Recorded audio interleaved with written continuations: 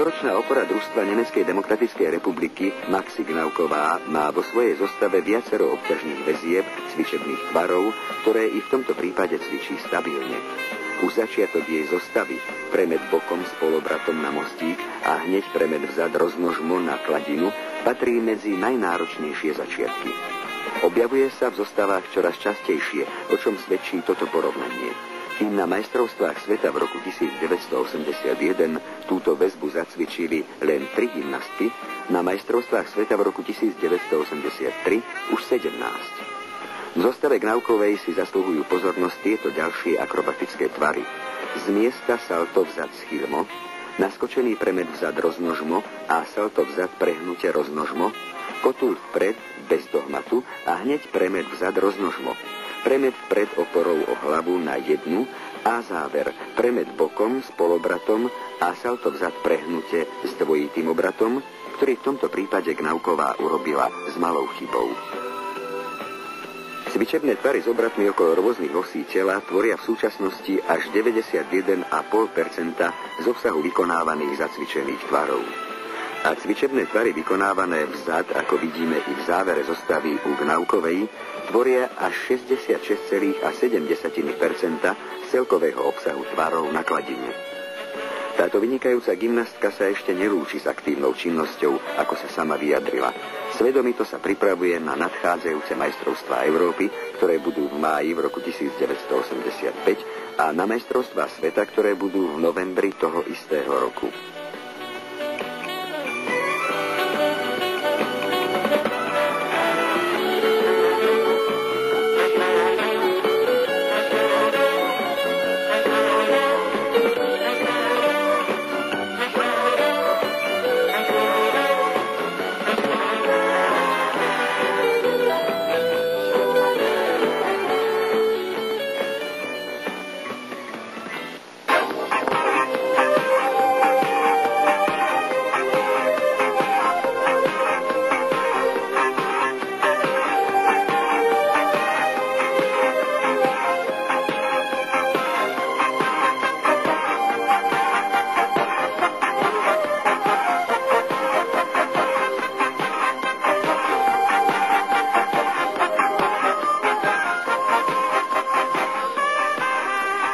Ako poslednú cvičenkyňu na kladine vidíme sovietsku reprezentantku Olgu Mostepanovú, ktorá je v tejto disciplíne majsterkou sveta z roku 1983. Jej zostava obsahuje veľmi náročné cvičebné tvary.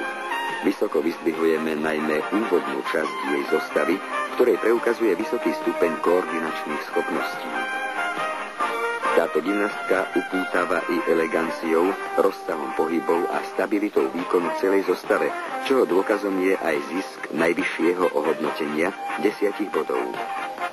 Vysoká športová výkonnosť Olgy Mostepanovovej, ako aj celého reprezentačného družstva Sovietskeho zväzu, vyviera z vysokej práce schopnosti v jednotlivých tréningových jednotkách.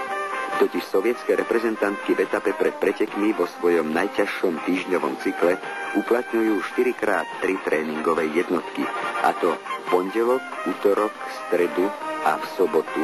Jedna tréningová jednotka je vo štvrtok a 2 jednotky sú v piatok. Nedeľa je oddychový deň.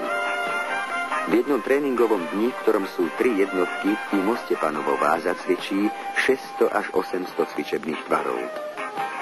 Olga Mostepanovová sa narodila v roku 1968, je vysoká 153 cm s hmotnosťou 38 kg. Systematicky trénuje od roku 1976 v Dyname Moskva pod vedením trénera Aksionova. Je typická viacbojárka, čo preukázala už na posledných majstrovstvách sveta v roku 1983, kde v celkovom poradí obsadila 2. miesto.